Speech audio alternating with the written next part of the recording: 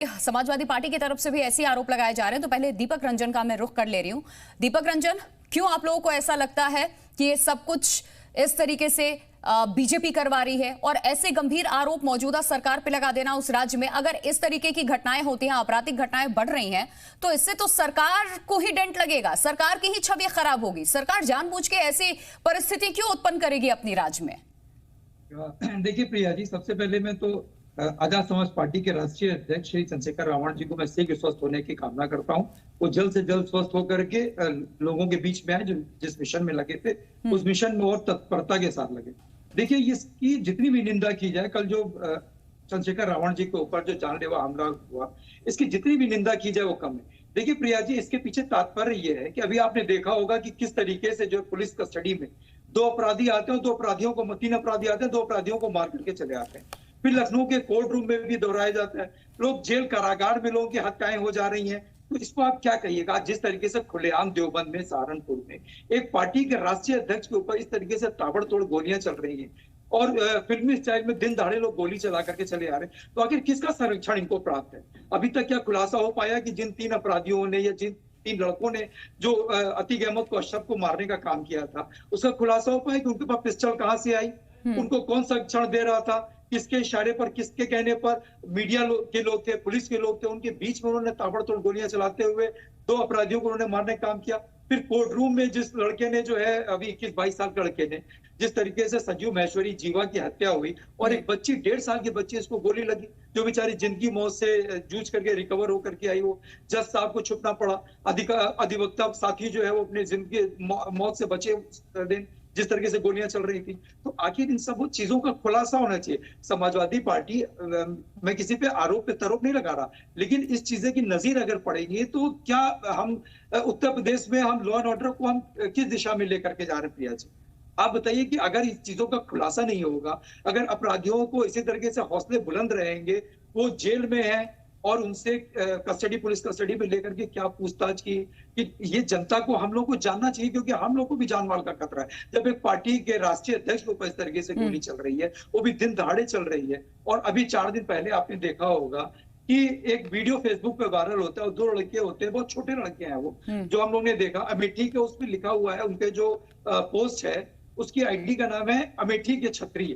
तो जिस तरीके से उन्होंने कहा, फिर उसके बाद उन्होंने पोस्ट डाली और लिखा कि अभी तो बच गए, अगली बार तुम नहीं बचोगे। तो निश्चित रूप से यानी कि आपराधिक घटनाएं कुल मिलाकर के उत्तर प्रदेश में बढ़ती चली जा रही हैं। ठीक है दीपक रंजन। हमारे भाई राजीव रंजन जी बड़े सीनियर एनालिस्ट है, मैं इनकी बात पे टिक्का टिप्पणी नहीं करना चाहता प्रिया जी, लेकिन अभी जो ये कह रहे थे कि वोट की राजनीति, दलित, सवर्ण, सारी बातें उन्होंने बताई। देखिए, आज समय उन बातों का नहीं।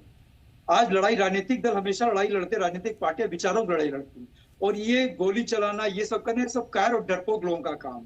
तो राजीव भाई, आज यहाँ पर हम लोग जो बैठे हैं, ये इसके लिए नहीं बैठे हैं कि किस समाज के ऊपर गोली चली, किसने गोली चली। सवाल ये है कि आज लॉ एंड ऑर्डर पूरी तरीके से ध्वस्त हो चुका है हमारे। और जब लड़ाई विचारों होती है ना, राजनीतिक फायदे के लिए इकट्ठा हुआ विपक्ष तो कहीं ये नहीं बोल रहा है। तो किसी, अब प्रिया जी पूरी बात तो आ जाने दीजिए, आप तो बीच में, आप किसी को नहीं बोलती, आप हमारे उसमें बोल रही हैं। आप तब से आपने इतना कम समय मुझको दिया, उसको भी आप नहीं बोलने दे रही। मैं तो आपसे कह रहा हूँ ना कि विचारों की लड़ाई होती है, किसी का विचार जनता जिताती है, किसी के विचार जनता हराती है।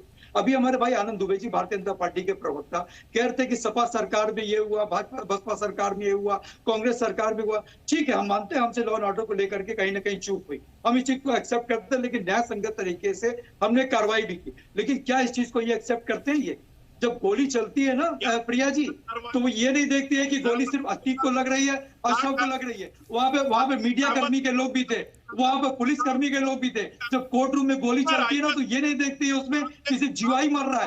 वहां पर जो गोली चल रही, आज कल जिस तरीके से रावण के ऊपर गोली चली और पूरे भरे बाजार में गोली चल रही थी, तो गोली किसी को भी लग सकती थी। और आज हमारे आनंद दुबे जी ने इस चीज को आपके सम्मानित चैनल पे उन्होंने कहा कि कार्रवाई होगी। क्या पिछले जो पकड़े के जिनको जेल भेजने का काम किया, क्या इन्होंने उनसे पूछा कि तुम्हारे पास इतने स्वचालित हथियार कहाँ से आए, इतने अत्याधुनिक हथियार तुम्हारे पास कहाँ से आए? जब जीवा की गोली कोर्ट में चली, जीवा को मारने का काम हुआ, तो इन्होंने क्या उससे पूछा, क्या सार्वजनिक किया उसको कि कौन उनको संरक्षण दे रहा था? किसके इशारे पर इन्होंने जीवा को मारा? किसके इशारे पर इन्होंने अतीक को मारा? किसके इशारे पर इन्होंने अशरफ को मारने का काम किया?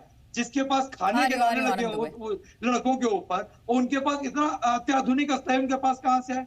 आज अगर आनंद दुबे भाई आपके सम्मानित चैनल पे कह रहे हैं तो हम लोग इनकी बात पे विश्वास करते हैं, क्योंकि जवाबदेही इन्हीं की है। सत्ता में सत्तासीन ये है, जवाबदेही और पूछताछ हम इन्हीं से करेंगे। और आपके सम्मानित चैनल पर अगर ये कह रहे हैं कि निश्चित रूप से कार्रवाई होगी तो हम लोग आश्वस्त हैं, क्योंकि सत्ता में आप हैं। आप बिल्कुल अगर आप चाहोगे निष्पक्ष तरीके से, तो हम विपक्ष के लोग यही चाहते हैं कि इसकी उच्च स्तरीय निष्पक्ष तरीके से इसकी जांच हो, दूध का दूध और पानी का पानी। अगर कौन इसके पीछे है, क्या सही है क्या गलत है, सारी चीजें सार्वजनिक होनी चाहिए। और लेकिन चंद्रशेखर आजाद की तरफ से जो 3 शर्तें रखी गई उसमें जो सबसे बड़ी शर्त है वो ये कि 2 जुलाई तक अगर आप लोगों ने नहीं पकड़ा तो हम 3 तारीख को महापंचायत करेंगे। ये धमकी भरा नहीं है? नहीं, आप प्रशासन को अपना काम करने दीजिए। अच्छा प्रिया जी, तो मैं प्रशासन में सत्ता पक्ष में बैठे अपने भाई आनंद दुबे से पूछना चाहता हूँ कि कब तक ये उनको हाजिर करा देंगे कोर्ट में, कब तक पकड़ने का काम हो जाएगा, कब तक पकड़े? ठीक है, बोलिए आनंद दुबे। सीसी कैमरा वहां पर था, गाड़ी के रजिस्ट्रेशन रजिस्ट्रेशन से गाड़ी का नाम भी वो किसके नाम से गाड़ी रजिस्टर्ड है ये भी पता चल गया। तो चीजें बहुत आसान है, और अगर पुलिस अपना काम करना चाहेगी तो सिर्फ रानी खोस्ता और चीज में अतीक अशरफ का इनकाउंटर हुआ था। क्या बात कर रहे हो? कहा मैं अतीक अशरफ, पुलिस कस्टडी में मौतें हो रही, पुलिस कस्टडी में हत्याएं हो रही हैं, जुडिशियल कस्टडी में अभी जुडिशरी उसका काम कर रही थी। उससे पहले आपने जानना चाहा उन 3 अपराधियों से, आपने जानना चाहा आनंद भाई, आप बताइए, आप मुझे बताइए कि उनके पास अत्याधुनिक असला कहां से है? आप बताइए उनके पास असला कहां से है? ठीक है, आप बताइए गौरव रघुवंशी। ठीक है सर, दीपक रंजन हो गया। आनंद दुबे जी, दीपक रंजन।